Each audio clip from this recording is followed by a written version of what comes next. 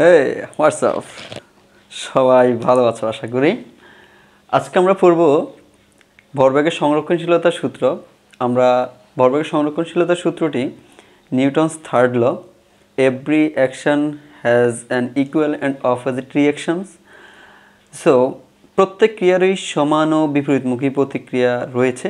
এই সূত্র থেকে আমরা নিউটনস থার্ড ল থেকে আমরা ভরবেগের সংরক্ষণশীলতার সূত্রটি প্রতিপাদন করার ট্রাই করব। Let's get start. সো আমরা কিছুক্ষণের জন্য ধরে নাও এই একটা বস্তু, এই বস্তুটির ভর হচ্ছে মনে করো m1 ভর, তাই তো। এই বস্তুটির আদিবেগ হচ্ছে u1। খেয়াল করে দেখো, এই বস্তুটির ভরবেগ আদিবেগ হচ্ছে u1 এবং ভর হচ্ছে তোমার m1। তো এই বস্তুটি ধরে নাও এদিক থেকে এদিকে সে গতিশীল, এদিক থেকে এদিকে গতিশীল। আরেকটা বস্তু এদিক থেকে এদিকে সেও মনে করো m2 ভরের বস্তু এবং u2 আদিবেগের বস্তুটি এদিক থেকে এদিকে সেম তার অপোজিট দিকে গতিশীল। তো ধরে নাও বস্তুদ্বয় সংঘর্ষে লিপ্ত হলো এখানে এসে। তো এটা হচ্ছে m1 ভরের বস্তুটি, এটা হচ্ছে m2 ভরের বস্তুটি। তো এখান থেকে এখানে আসতে খেয়াল করে দেখো, এই বস্তুটি t সময় লাগে এবং এখান থেকে এখানে এই বস্তুটিরও আসতে t সময় লাগে। খেয়াল করে দেখো, কারণ উভয়ে একত্রে এসে এখানে গিয়ে মিলিত হলো। এর মানে এখান থেকে এখানে আসতে যে সময় লাগবে এই বস্তুটিরও একই সময় লাগবে। তো এই বস্তুটির ধরে নাও ত্বরণ a আর এই বস্তুটির ত্বরণ a2, এটা ধরে নাও a1 আর এটা ধরে নাও a2। তাহলে এখন এখানে এর মানটা কেমন হয়? এই বস্তুটি শেষ বেগ হচ্ছে মনে করো v1 এবং এই বস্তুটির শেষ বেগ মনে করো হচ্ছে v2। তাহলে এখানে ত্বরণটা হচ্ছে a1 equal to v minus u divided by t। একই রকমই এখানেও দেখো a2 equal to v minus u divided by t। তো এই বস্তুর ত্বরণটা হচ্ছে, প্রথম বস্তুটির ত্বরণ হচ্ছে a1 v minus u by t এবং a2 equal to v2 minus v minus u by t. আমাদের যে গতিজ অধ্যায়ে যে সূত্রটা আছে সেই ত্বরণ যে সূত্র, বেগের পরিবর্তনের হারকে ত্বরণ বলে।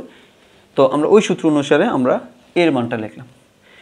এখন ধরে নাও এই প্রথম বস্তুটি ধাক্কা খেলো f1 বলে এবং দ্বিতীয় বস্তুটি ধাক্কা খেলো f2 বলে। এখন উভয় সমান, দেখো উভয় সমান হবে এবং নেগেটিভ হবে।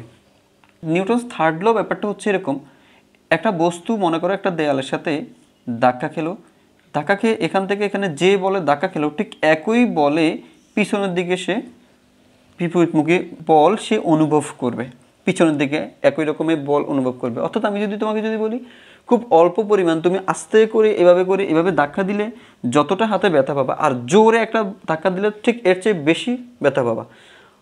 অর্থাৎ বল যত বেশি হবে তোমার ব্যথাটাও তত বেশি হবে। অর্থাৎ প্রত্যেক ক্রিয়ার সমান ও বিপরীতমুখী প্রতিক্রিয়া রয়েছে। তো নিউটনস থার্ড ল অনুসারে আমরা f1 ইজ ইকুয়ালস টু আমরা বলতে পারি যে f2। তো f1 মানে হচ্ছে আমরা জানি ma, তার মানে m1 a1 equal two m2 a2।